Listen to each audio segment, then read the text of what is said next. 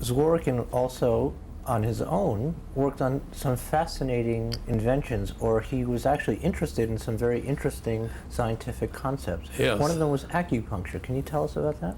Well, he was intrigued by that, and he tried it on himself, probably on others too. It did work at times, and other times it didn't. He never was quite sure why it worked, and I'm not sure anyone today knows why it sometimes works, but he was intrigued by that. And other medical matters also intrigued him. He developed what's known as the radio pill. This is many years ago. The pill is one swallows. It's quite large, but not too large to swallow.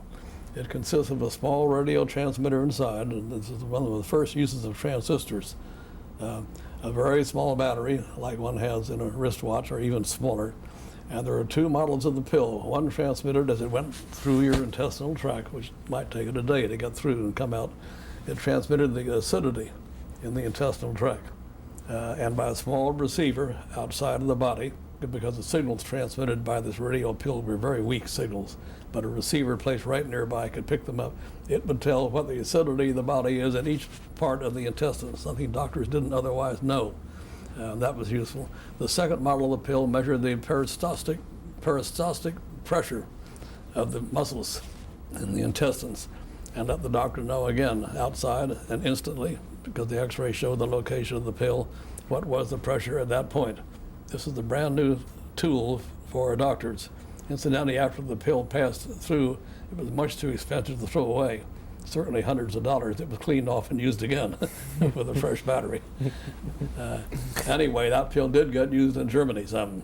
But then later on, fiber optics, as they're now known, became an even better way to analyze the internal parts of the body, and the radio pill was dropped. But that's an example of Zworykin's interest in novel approaches to medical diagnosis.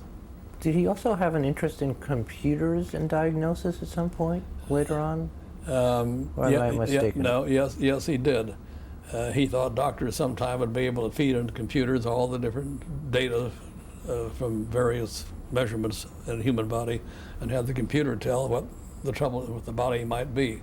So he gave a demonstration where he had a lot of hematological blood type measurements made on an actual person.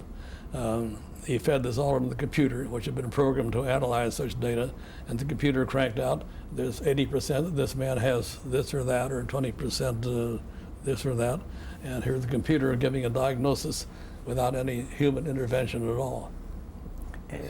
Fascinating. He also had an interest in cars and how driving could be improved. Yes, and he and General Motors, the director of research at General Motors, and he got together and developed an automatic car driving mechanism whereby you'd sit in the car, it would drive itself, it would start and stop if cars were in front of it in the way, it would make turns when it came to a turn.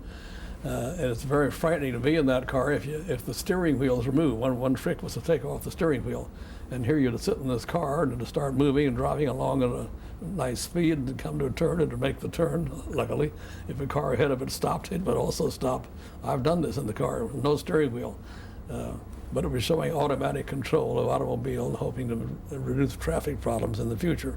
And whereas it hadn't gotten into use in that particular way, it does show Zworykin's interest in what can be done by electronics for automobiles. And these are wires embedded in the roadway, yes, is that correct? What right. year was this about, would you say?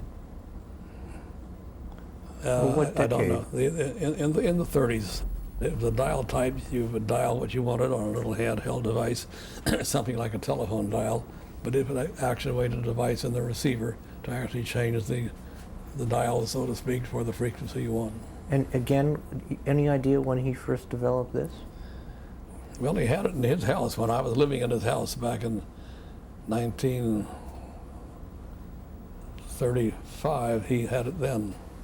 Remarkable. Yeah. Was this when he was living next door to Einstein? No, that's later on when he moved to Princeton. Uh-huh. He left Taunton Lake, which is a very desirable place for him to live in, and a place that made him very happy. But later on, he moved to Princeton and lived in the area of the Institute for Advanced Study. He was right next door to Einstein, he always liked to say that his dog was a very smart dog because his dog took walks with Einstein's dog and therefore was a very smart dog.